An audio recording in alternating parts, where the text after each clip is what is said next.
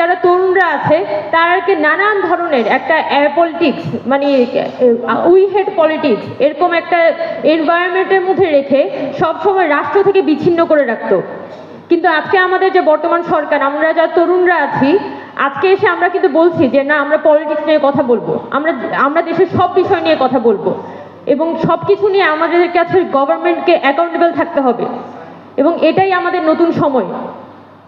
তো আমি এটাই বলতে চাই যে আমাদের সামনে অনেক চ্যালেঞ্জ, আমরা সবাই হয়তো অনেক বেশি টায়ার্ড হয়ে পড়ছি, অনেক বেশি ভেঙে পড়ছি সবসময়। সম্ভবত আমি এতটুকু বলতে পারি যে আজকে এই অভ্যুত্থানের আগে 1 জুলাই থেকে আজকে আপনার হয়ে গেছে 26শে নভেম্বর, এখনো পর্যন্ত আমরা কেমনে চলছি আমরা জানি না। আমাদের শরীর ভেঙে বলছে, আমরা সব অসুস্থ হচ্ছি কয়েকদিন পর পর, কিন্তু মানসিক জোরে যে দেশটাকে টিকিয়ে রাখতে হবে, দেশটাকে ঠিক রাখতে হবে, দেশটার জন্য থাকতে হবে, জাস্ট এতটুকুর জন্য আমরা সবাই কিন্তু এখনো পর্যন্ত মাঠে আছি, এখনো পর্যন্ত আমরা কথা বলে যাচ্ছি।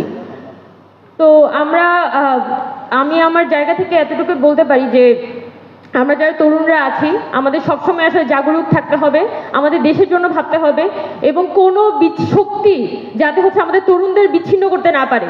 আমাদের দেশের যে ছাত্রদের ঐক্য তৈরি হয়েছে, এত বিশাল একদম টেকনাফ থেকে তেঁতুলিয়া ছাত্রদের মধ্যে যে ঐক্য তৈরি হয়েছে, সেটাতে যাতে কেউ ফাটল ধরাতে না পারে, সেটা আমাদের অঙ্গীকারবদ্ধ থাকতে হবে।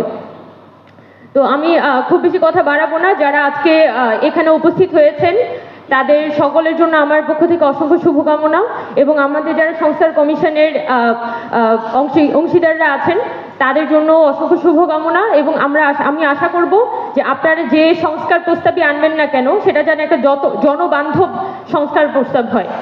জনবিচ্ছিন্ন সংস্কার প্রস্তাব দিন শেষে এটা কিন্তু জনগণের আদালতে আজকে না হোক 20 বছর পরে খারিজ হয়ে যাবে। তো দেশের সার্বিক পরিস্থিতি চিন্তা করে, সার্বিক ভালোর কথা চিন্তা করে, আজকে থেকে 20 বছর পরের কথা, আমাদের 50 বছর পরের কথা চিন্তা করে দেশটাকে নির্মাণ করতে হবে। তো সবার প্রতি আমার পক্ষ থেকে পুনরায় শুভকামনা জানিয়ে আমি আমার বক্তব্য এখানে শেষ করছি। ধন্যবাদ সবাইকে।